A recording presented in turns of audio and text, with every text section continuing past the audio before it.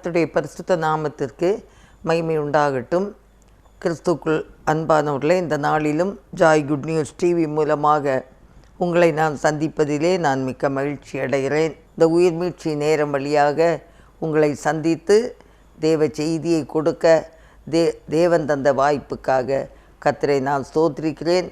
உங்கள் யாவரையும் இந்த நிகழ்ச்சிக்கு நான் வாழ்த்தி வரவேற்கிறேன்.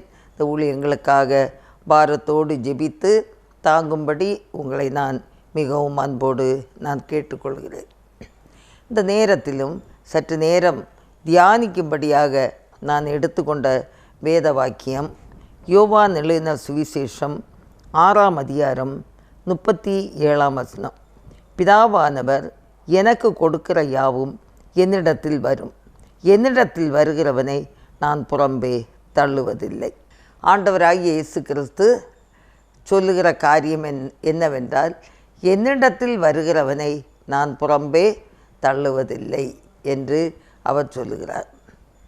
ஆண்டவர் இரக்கமுள்ள ஒரு தேவன். அவரை நோக்கி கூப்பிடும்போது அவர் நமக்கு செவி கொடுக்கிற தேவனாயிருக்கிறார். இந்த கடைசி காலத்தில் நான் வைக்கப்பட்டிருக்கிறோம். சமாதானத்துக்கு வழி எது? எங்கே போனால் சமாதானம் கிடைக்கும், எங்கே போனால் ரட்சிப்பு கிடைக்கும்? மக்கள் அலைமோதி அலைகிறார்கள். கன்னியாகுமரியிலிருந்து கங்கை நதி வரைக்கும் போகிறாங்க, அந்த ஓரத்திலிருந்து கன்னியாகுமரிக்கு வராங்க. எந்த தண்ணியில் மூழ்கினால் நமக்கு ஒரு சமாதானம் கிடைக்கும், வெற்றி உண்டு, விடுதலை கிடைக்கும் என்று ஏக்கத்தோடு ஜனங்கள் வாழ்கிற அந்த காலங்களிலே, அன்பானவர்களே, எங்கேயும் அலைய வேண்டாம். நீங்கள் இருக்கிற இடத்துல ஆண்டவரை நோக்கி கூப்பிடுங்க, ஏசப்பாவை நோக்கி கூப்பிடுங்க. ஆண்டவர்கிட்ட சொல்லுங்க, என்னிடத்தில் வருகிறவனை நான் புறம்பே தள்ளுவதில்லை என்று நீ சொல்லி இருக்கிறீர். ஆண்டவரே, வீணாக பணங்களை செலவு பண்ணி ட்ரெயின்லேயும் பஸ்ஸுகள்லையும் அலைந்து திரிந்து நித்திய ஜீவனுக்கு வழி ஏது, சமாதானத்துக்கு வழி ஏது, சந்தோஷத்திற்கு வழி ஏது? அலைய வேண்டிய தேவையே இல்லை. எங்கே இருக்கிறீங்களோ அந்த இடத்துல, ஒருவேளை உங்களுக்கு ஒரு சின்ன வீடாக இருக்கலாம், ஒரு அடுக்களை தான் இருக்கலாம், இல்லை ஒரு ரூம் தான் இருக்கலாம். அதுலேயே இருந்து நீங்கள் கண்களை மூடி ஆண்டவரை நோக்கி கூப்பிடுங்க, ஏசப்பா எனக்கு உதவி செய்யுங்க, நீங்கள் புறம்பை தள்ளுவதில்லை என்று சொன்னீர். இந்த இக்கட்டான நேரத்தில், வேதனையான நேரத்தில், தவிப்பான நேரத்தில், சங்கடமான அந்த நேரத்தில், வருத்தத்தோடு இருக்கிற அந்த நேரத்தில், யாரும் ஆதரவில்லாத அந்த நேரத்தில், பலவீனமான அந்த நேரத்தில், சுகவீனமாக இருக்கிற அந்த நேரத்தில் எனக்கு நீங்கள் உதவி செய்யுங்கப்பா. நீங்கள் இவ்வளோன்னு சொன்னால் போதும். முழு மனதோடு முழு இருதயத்தோடு நீங்கள் அவங்கள தேடி பாருங்க. ஆண்டவர் நிச்சயமாக உங்களுக்கு பதில் அளிப்பார். உங்களுக்கு ஒரு விடுதலையை தருவார். அங்கும் இங்கும் அலைந்தோடி அலைய வேண்டிய அவசியமே இல்லை. ஆண்டவரை நோக்கி நீங்கள் கூப்பிடுங்க. யாத்திராகமம் 22:27 சொல்லப்படுகிறது, அவன் என்னை நோக்கி முறையிடும்போது நான் அவனுக்கு செவி கொடுப்பேன், நான் இரக்கமுள்ளவனாயிருக்கிறேன் என்று சொல்லி பார்க்கிறோம். இரக்கமுள்ளவராயிருக்கிறேன், இரக்கமுள்ள தேவன். நாம் அவரை நோக்கி கூப்பிடும்போது அவர் நமக்கு செவி கொடுக்க அவர் ஆயத்தமாக இருக்கிறார். கூப்பிடணும் இல்லையா? கூப்பிட்டா தான் தெரியும். அவரை நோக்கி கூப்பிடும்போது அறிவிப்பாரே அற்புதங்கள், அதிசயங்களை செய்கிறவர், அற்புதங்களை செய்கிறவர். ஒரு பத்திமேயு குருடன் வழி அருகே பிச்சை எடுத்து கொண்டிருந்தான். இயேசு வருகிறார் என்று கேள்விப்பட்ட மாத்திரத்தில், தாவீதின் குமாரனே எனக்கு இறங்கும், எனக்கு இறங்கும் சத்தமிட்டார், அபயமிட்டார். தடுக்கிறாங்க, அமைதலாக இருந்துங்கிறாங்க. ஆனால் அவனுக்கு அப்படி இருக்க முடியாது. ஏன்னா பார்வையற்றோன், ஆகையினால ஆண்டவரை நோக்கி கூப்பிடுகிறான். ஆண்டவருக்கு அந்த சத்தம் கேட்குது. அவனை அழைத்து வாருங்கங்கிறாங்க. அவன் மேலே இருந்த மேல் சட்டையை அழுக்கு சட்டையெல்லாம் உதறி தள்ளி விட்டு ஆண்டவரிடத்தில் ஓடி போகிறான். ஆண்டவரே, நான் பார்வை அடைய வேண்டும் சொல்கிறான். உன்னுடைய விசுவாசத்தின்படி உனக்கு ஆக கடவுது என்றார். அன்பானுள்ளே, கர்த்தர் பார்வையை கொடுத்தார். இந்த நாளிலும் கூட நீங்கள் அவரை நோக்கி கூப்பிடும்போது நீங்கள் அறியாததும் உங்களுக்கு எட்டாததுமான பெரிய காரியங்களை நான் செய்வேன் என்று சொல்லி எரேமியா 33:3 சொல்லப்படுகிறது. நீங்கள் அவரை நோக்கி கூப்பிடுங்க, கர்த்தர் உங்களுக்கு உதவி செய்வார். எந்த சூழ்நிலையில் இருந்தாலும் நீங்கள் பயப்பட வேண்டிய தேவையில்லை. சிவேரென்று இருந்தாலும் உறைந்த மலையைப் போல வெண்மையாகும் என்று சொல்லுகிறார். ஏசாயா 1:18 சொல்லப்படுகிறது, உங்கள் பாவங்கள் சிவேரென்று இருந்தாலும் உறைந்த மலையைப் போல் வெண்மையாகும், அவைகள் இரத்தாம்பர சிவப்பாய் இருந்தாலும் பஞ்சை போல் ஆகும் என்று சொல்வதை பார்க்கிறோம். ஒருவேளை நீங்கள் நினைக்கலாம், எல்லா காரியங்களுக்கும் கர்த்தர் உதவி செய்வார், நான் ஒரு பெரிய பாவியாச்சே, பாவம் செய்து தேவ மகிமை அற்று போய் இருக்கிறேனே, இவ்வளோ பெரிய பாவத்தை இந்த இயேசு மன்னிப்பாரா என்று ஒருவேளை ஒரு கேள்விக்குறியோடு நீங்கள் இந்த இடத்துல அமர்ந்திருக்கலாம். இந்த செய்தியை கேட்டுக்கொண்டு இருந்திருக்கலாம். அன்பானவர்களே, உங்கள் பாவங்கள் சிவேர் என்றிருந்தாலும் உறைந்த மலையைப் போல அது என்ன செய்யுமா? வெண்மையாகும். ஆண்டவர் உங்கள் பாவத்தை மன்னிக்க அவர் வல்லமையுள்ள தேவனாயிருக்கிறார். எந்த பாவியானாலும் தள்ள மாட்டேன் என்கிறார். எந்த பாவியானாலும் தள்ள மாட்டேன் என்கிறார். துரோகம் செய்த போதிலும் நோக்கிப்பார் ரட்சிப்பார். ஆமன்பானுள்ளே, துரோகம் செய்தாலும் கூட நோக்கிப்பார், நான் உன்னை என்ன செய்வேன்? ரட்சிப்பேன் என்று சொல்லுகிறார். ரட்சிப்பேன் என்று சொல்லுகிறார். அவர் இரட்சகர், உலக இரட்சகர். வானத்தின் கீழே பூமிக்கு மேலே ரட்சிக்கப்படுவதற்கு இயேசு கிறிஸ்துவின் நாமமே அல்லாமல் வேற ஒரு நாமம் இல்லவே இல்லை. நித்திய ஜீவனுக்கு போகும் வழி இயேசு கிறிஸ்து தான். பரலோக ராஜ்யத்துக்கு போகும் வழி இயேசு கிறிஸ்து தான். இயேசு கிறிஸ்து தான் பாவத்தை மன்னிக்க அதிகாரம் பெற்றவர்.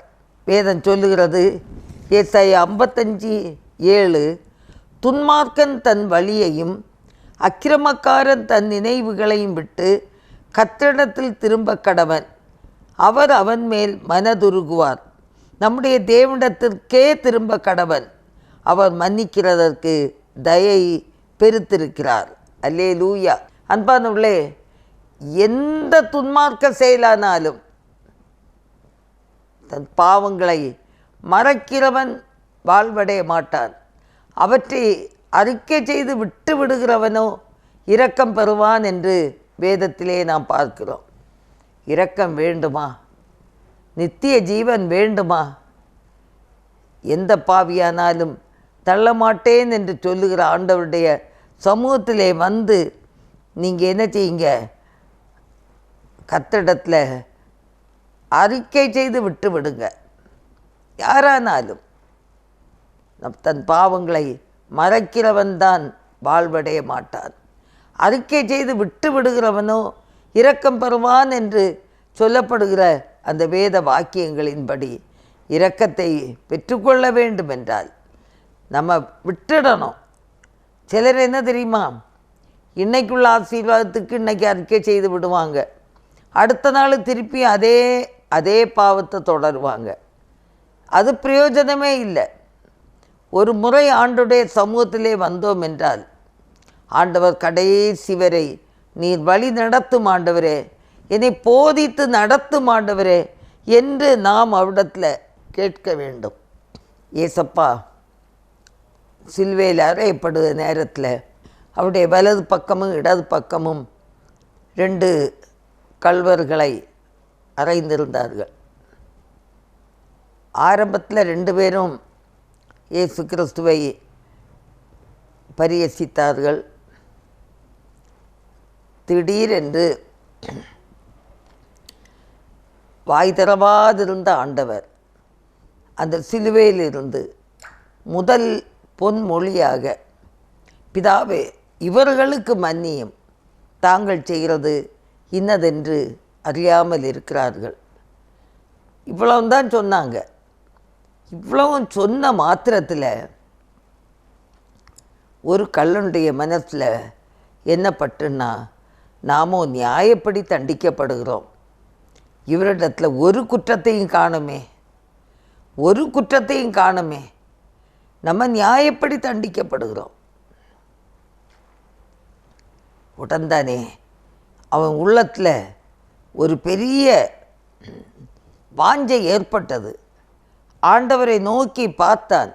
ஆண்டவரே, இன்று நீர் உம்முடைய ராஜ்யத்தில் வரும்போது அடியேனை நினைத்தருளும் என்று சொன்னார். அந்த நேரத்தில் ஆண்டவர் சொன்னார், இன்று நீ என்னோடு கூட பரதீசியில் இருப்பாய் என்று சொன்னார். பாருங்க அன்பானவர்களே, ஒரு கள்ளனாக இருந்தவன் மனம் திரும்புகிறார், என்னை நினைத்தருளும் என்று சொல்லுகிறார். உடைய ராஜ்யத்துக்கு வரும்போது என்னை நினைத்தருளும், என்னை கைவிட்டு விடாதேயும் சொல்லும்போது ஆண்டவரும் சொல்லுகிறார், இன்று நீ என்னோடு கூட பரதீசியில் இருப்பாய் அப்படின்னு சொல்லி ஒரு மேலோக வாழ்வை அவர் பெற்றுக்கொள்கிறதை நாம் பார்க்கிறோம். அன்பானவர்களே, கர்த்தர் நல்லவர். அவரை நோக்கி கூப்பிடுகிற ஒவ்வொரு பிள்ளைகளுக்கும் அவர் விடுதலை அளிக்கிற தேவனாக இருக்கிறார். அல்லேலூயா. ஒருவேளை இந்த நாளிலும் கூட பல விஷயங்களிலே நீங்கள் சோர்ந்து போய் நொறுங்கி போய் ஒருவேளை நீங்கள் காணப்படலாம். இருந்தாலும் பரவாயில்ல, இருக்கிற நிலைமையில் கர்த்தரிடத்தில் நீங்கள் வாங்க, ஏசப்பாட்ட உங்கள் பிரச்சனைகளை சொல்லுங்கள். அவர் ஒருவரையும் அவர் தள்ளிவிடுகிற தேவன் அல்ல. அவரை நோக்கி கூப்பிடுகிற பிள்ளைகள் விடுதலை அடைந்தார்கள் என்று தான் சொல்லப்படுகிறது. ஆகினால அன்பானவர்களே, கர்த்தரை நோக்கி நீங்கள் கூப்பிடுங்க. சங்கீதம் 22:4 பார்க்கும்போது, எங்கள் பிதாக்கள் உம்மிடத்தில் நம்பிக்கை வைத்தார்கள், நம்பின அவர்களை நீர் விடுவித்தீர், உம்மை நோக்கி கூப்பிட்டு தப்பினார்கள், உம்மை நம்பி வெட்கப்பட்டு போகாதிருந்தார்கள் அப்படின்னு பார்க்குறோம். அன்பானவர்களே, மிக அருமையாக தெளிவாக சொல்லப்படுகிறது. உம்மிடத்தில் நம்பிக்கை வைத்த பிதாக்கள் விடுவிக்கப்பட்டிருக்கிறார்கள், உம்மை நோக்கி கூப்பிட்டு தப்பினார்கள். உம்மை நோக்கி கூப்பிட்ட பிள்ளைகள் வெட்கப்பட்டு போகலை. என்ன சூழ்நிலையானாலும் அவரை நோக்கி நாம் கூப்பிடும்போது அவர் நமக்கு பதில் தருகிற தேவனாக இருக்கிறார், நமக்கு உதவி செய்யக்கூடிய தேவனாக இருக்கிறார். நம்பின ஒவ்வொரு பேரையும் ஆண்டவர் விடுவிக்கிற தேவனாக இருக்கிறார். அல்லேலூயா. ஒரு சிங்கக்கெபியில் தானியேல் போக வேண்டிய ஒரு சூழ்நிலை வந்தது. ராஜாவை தவிர எந்த ஒரு தெய்வத்துக்கு நேராக கையெடுக்கக்கூடாது என்று சொன்ன மாத்திரத்திலையும் கூட தானியேல் தான் செய்து வந்தது போல அந்த 30 நாள் அளவும் எருசலேமின் பலகணிகளை திறந்து ஆண்டவரை நோக்கி ஆராதித்து கொண்டிருந்தார். அவருக்கு விரோதமாய் செயல்பட்டவங்க ராஜாவிடத்தில் போய் சொன்னாங்க, ஒரு மனுஷன் இருக்கான். ராஜாவுடைய கட்டளைக்கு கீழ்ப்படியவே இல்லை. யார் அது?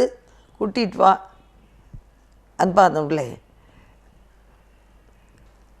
இந்த சட்டத்துக்கு விரோதமாக இருக்கிறவங்கள சிங்கக்கெபியில் போடணும்னு சொல்லி சட்டமும் ஏற்றப்பட்டிருந்தது. அதன்படி அந்த தானியேல் சிங்கக்கெபியில் போட வேண்டிய நிலைமை ஏற்பட்டது. ஆனால் தேவன் சிங்கத்தின் வாயை கட்டி விட்டார் என்று பார்க்கிறோம். நம்பின அவரை வெட்கப்படுத்தவில்லை. அந்த சிங்கம் கூட அவரை சாப்பிடலை. சிங்கம் எல்லாம் விட்டு வைக்குமா? யோசித்து பாருங்க. எவ்வளவு ஒரு அற்புத நாயகர். அல்லேலூயா, அல்லேலூயா. கர்த்தர் நல்லவர்.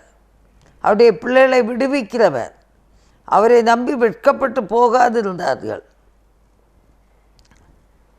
ஆண்டவரை நோக்கி நாம் கூப்பிட வேண்டும். அவரை நோக்கி நாம் கூப்பிட வேண்டும். கர்த்தரே பெரிய காரியங்களை செய்கிற தேவனாக இருக்கிறார். ஹல்லேலூயா.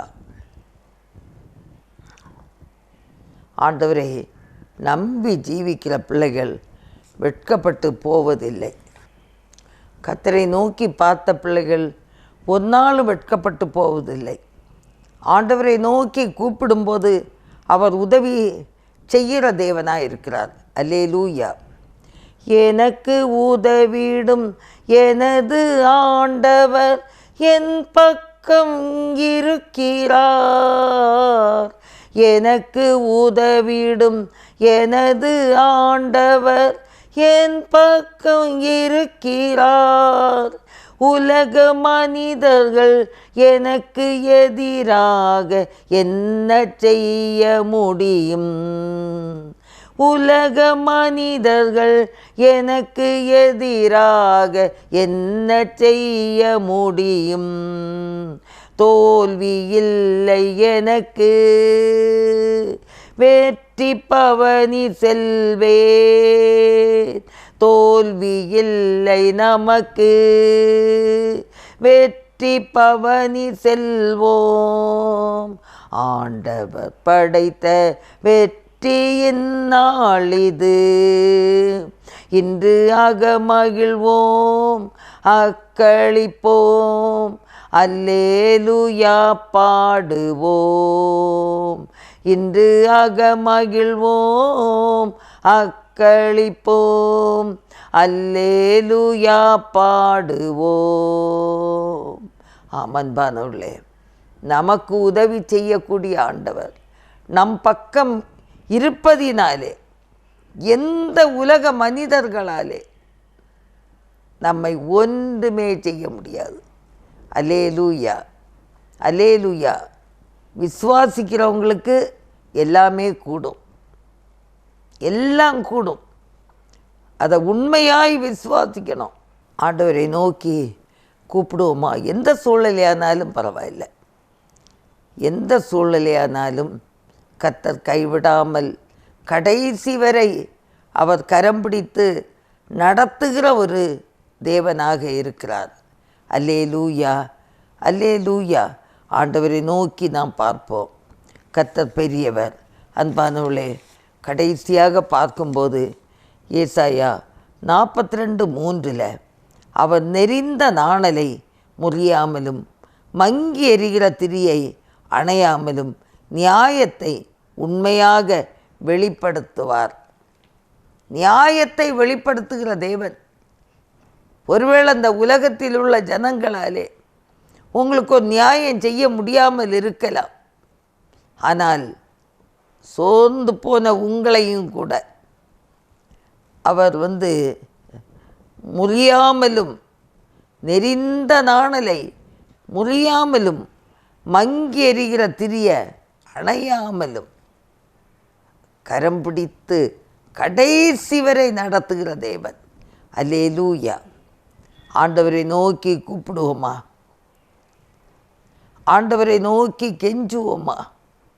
கண்களை மூடி ஆண்டவரை ஸ்தோத்திரித்து ஜெபிப்போமா? இந்த நேரம் வரைக்கும் தேவன் திட்டமாய் நம்மோடு கூட பேசினார்.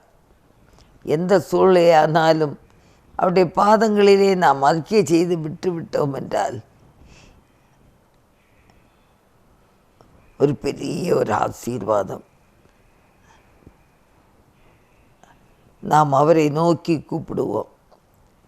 நீ அறியாததும் எட்டாததுமான பெரிய காரியங்களை அறிவிப்பேன் என்று சொல்கிறார்.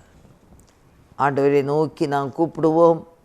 எங்கள் அன்பின் பரலோக பிதாவே, இந்த வேளைக்காக நாங்கள் உம்மை துதிக்கிறோம், ஸ்தோத்திரிக்கிறோம் கர்த்தாவே. இந்த செய்தியை கேட்டுக்கொண்டிருக்கிற பிள்ளைகளுக்காக, அவருடைய தேவைகளுக்காக, அவருடைய பிரச்சனைகளுக்காக நாங்கள் ஜெபிக்கிறோம் கர்த்தாவே. அது ஒரு வேளை வியாதி பிரச்சனையாக இருக்கலாம், இல்லாவிட்டால் ஆண்டவரே ஏதாவது குறை குற்றங்களோடு உள்ள பிரச்சனையாக இருக்கலாம். ஆண்டவரே, ஒரு விசை கூட ஆண்டவரே நீர் எங்களை கழுவி சுத்தியறிங்கப்பா. என்னிடத்திலே வருகிறவனை நான் புறம்பே தள்ளுவதில்லை என்று சொன்னீரே கர்த்தாவே. நன்றியோடு உம்மை துதிக்கிறோம், ஸ்தோத்திரிக்கிறப்பா. அது கரங்களினாலே எங்களை முடி மறைத்து காத்து கொள்ளும். ஆசீர்வதிங்கப்பா. உடைய கரம் கூட இருக்க வேண்டும் என்று நாங்கள் ஜெபிக்கிறோம் கர்த்தாவே. ஹல்லேலூயா, ஹல்லேலூயா. ஆவியானவரே உமக்கு ஸ்தோத்திரம். பரிசுத்த ஆவியானவரே உமக்கு ஸ்தோத்திரம். சர்வ வல்லமையுள்ளவரே ஸ்தோத்திரம். இந்த நேரத்திலும் அருமையான பிள்ளைகள் யாராவது வியாதியோடு, பிரச்சனைகளோடு, கஷ்டங்களோடு, கண்ணீரோடு இருந்தாலும் கூட அன்பு தேவன் ஒவ்வொருத்தரையும் பேர் சொல்லி அழைத்தவர். கடைசி வரை காத்து வழி நடத்த நாங்கள் உம்மை நோக்கி கெஞ்சுகிறோம் தகப்பனே. நீர் மட்டும் ஒருவராய் பெரிய காரியங்களை செய்கிற தேவன். ஹல்லேலூயா, ஹல்லேலூயா. தகப்பனே உமக்கு ஸ்தோத்திரம், ஸ்தோத்திரம், ஸ்தோத்திரம். எங்களை தாழ்த்தி ஒப்பு கொடுக்கிறோம். நீரே பொறுப்படுத்து கொள்ளும். இயேசு கிறிஸ்துவின் நல்ல நாமத்தில் ஜெபங்கேளும் பிதாவே. ஆமேன், ஆமேன். கர்த்தர் தாமே உங்களை ஆசீர்வதிப்பாராக. ஆமேன்.